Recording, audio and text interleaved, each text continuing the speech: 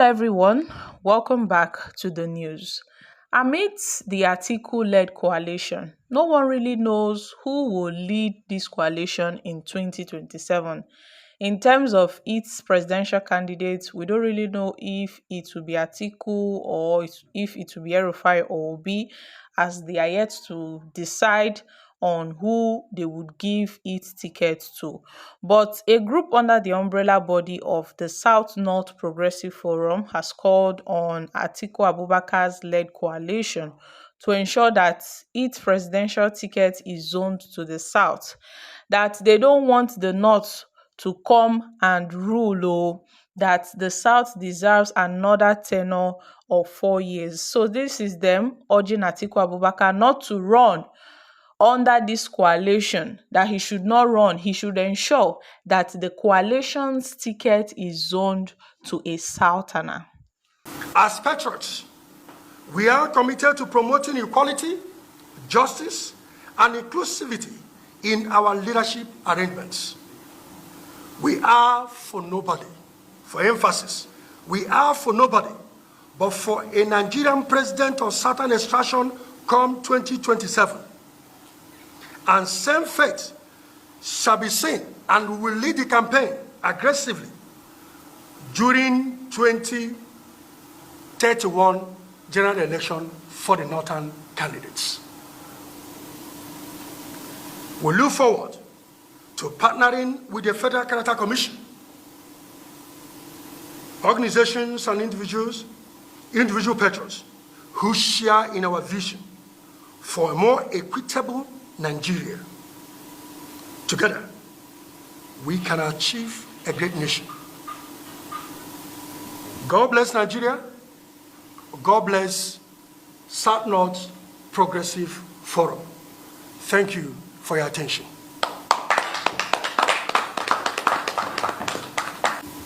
We captured in the speech that the microzoning is one of the key major considerations in this power balancing.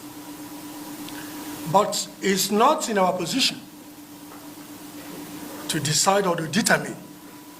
But that's what we called for constitutional framework, because some people will say this is a gentleman agreement. It has been a kind of unwritten agreement between the North and the South. In fact, some said it was PDP arrangement which was unwritten. Now they want to thwart it and doing it however they want, which has caused a kind of a rift, caused a kind of agitations in different quarters. Yes, microzoning we preach, and microzoning we believe in. But the truth is, the bloc, either of the South or the North, when this is given to them, Nigerians, unquote, Nigerians, we now decide, based on what we captured, we now decide and determine in which zone they would want this president to come from. Our commitment is that this will be streamlined. There should be a framework so that, like in this present dispensation now, this, as the political atmosphere is being charged, there is this coalition, we call it purported because it has not been officially announced. There is this consideration of different platforms. There are many people from the North, specifically one of our own, who had been in this game serially, is also coming forth to say, though it has been rumored, is interested to head the coalition. And that is what I say. Consider the imbalance we have in the power block, in the power arrangement, from this parliamentary democracy of 1957 to the Fourth Republic, where we have a constitutional democracy. Let us balance this first between the North and the South.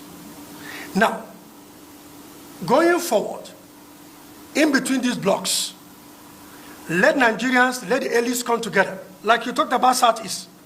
Yes, when it comes to the South, you come to the South, it is in record that Southeast has not produced. It is Nigerians that will now look at, okay, this has gone to the South. All the political parties have moved all their candidates to the South. Now it is the turn of Southeast to decide. And then, you see, it is the turn of Southeast. Nigerians will say, okay, fine, let's go to Southeast. Okay, Nigerians can say, it is the incumbent to finish his tenure. Then before he comes back to South, then he will go to Southeast. Fine and good, Nigerians will decide. Whoever are in the South, our body is saying, whether it's going to the Southeast, whether it's going to the Southwest, or going to the South, wherever it's going to go, first, let our northern brothers, mostly the head of the coalition, His Excellency Atiku Abubakar, and Malam Nasiru El-Rufai, and every other personality in the north that are agitating for this coalition should look south, so that we can maintain peace and harmony. We can maintain a sustainable economic development across the region. We can douse down this tension, this regional tension that we have within and around our space. That is what we're preaching. Into this, in our view, share into our vision to ensure that we build a greater nation. We encapsulated it in there. We are going to strategically, the body, we have our political department, where this matter is going to be practically looked into. Every gray area, we will make our recommendation. Of course, we are not enforcers. The House is working towards what we call electoral reform. And we know that they are trying to capture some of these reforms in their noticed over time that there is this imbalance, this inequality in the way of promotion, appointments into different agencies of the government. So, partnering with all these organizations and all these establishments is a course that we are charged to follow. So, INEC is not ruled out. It's not something we are going to tell you what we want to do with them, but we have something coming for them. Thank you. Please, I would like the spokesperson be the arbiter between the parties, or amongst the parties.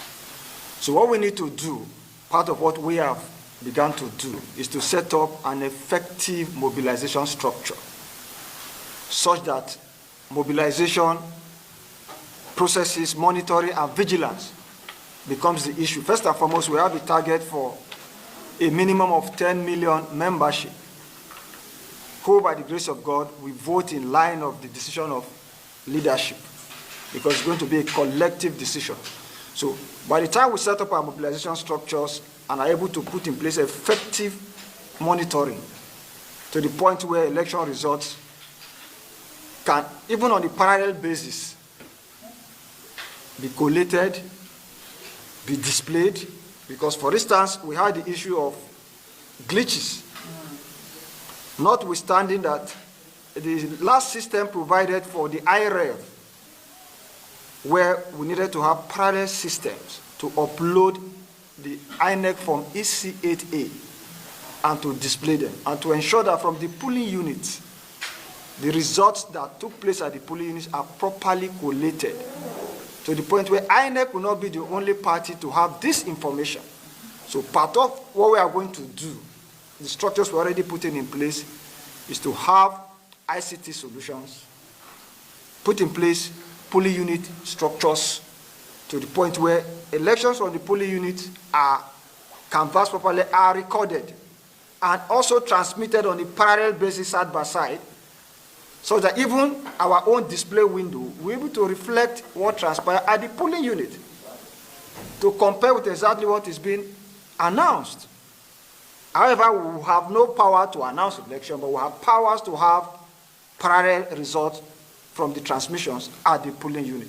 So that way, Nigerians, for the first time, by the grace of God, in 2027, are truly going to see an electoral process at that level that is going to be free, fair, and credible, because of the parallel arrangements we are going to put in place to compare with the INEC system.